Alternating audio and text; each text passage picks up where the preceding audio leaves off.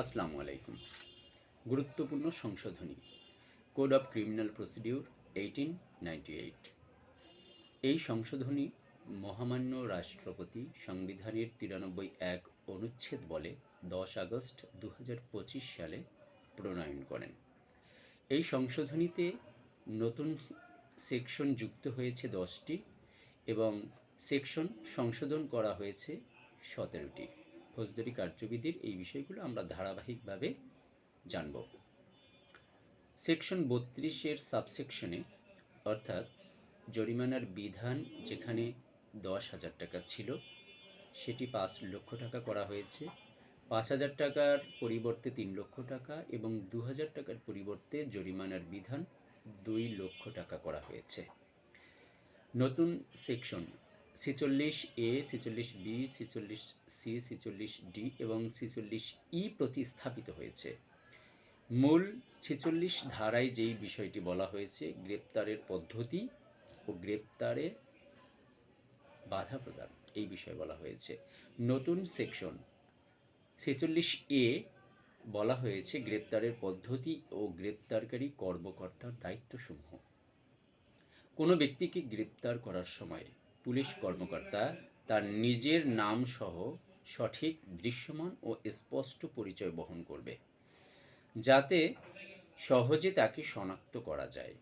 নিজের পরিচয় প্রকাশ করবে এবং দাবি করা হলে গ্রেপ্তারকৃত ব্যক্তি বা গ্রেপ্তারের সময় উপস্থিত ব্যক্তিদের নিকট তার পরিচয়পত্র প্রদর্শন করবেন।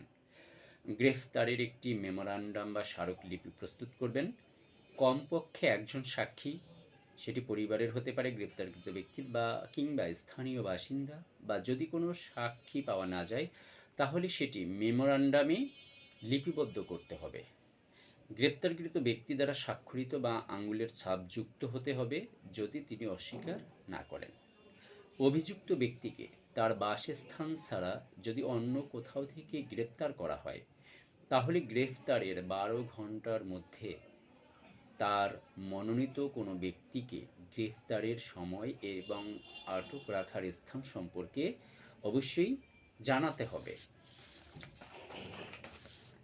গ্রেপ্তারকৃত ব্যক্তির শরীরে আঘাতের চিহ্ন পাওয়া গেলে একজন মেডিকেল অফিসার বা নিবন্ধিত চিকিৎসকের মাধ্যমে তার পরীক্ষা ও প্রাথমিক চিকিৎসা নিশ্চিত করতে হবে এবং সনদ সংগ্রহ করতে হবে।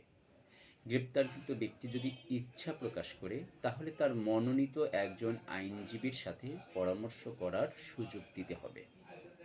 46B এখানে বলা হয়েছে গ্রেপ্তারের তথ্য সরকারি রেজিস্টার, সাধারণ ডায়েরিতে লিপিবদ্ধকরণ এবং গ্রেপ্তার সংক্রান্ত তথ্য প্রদান।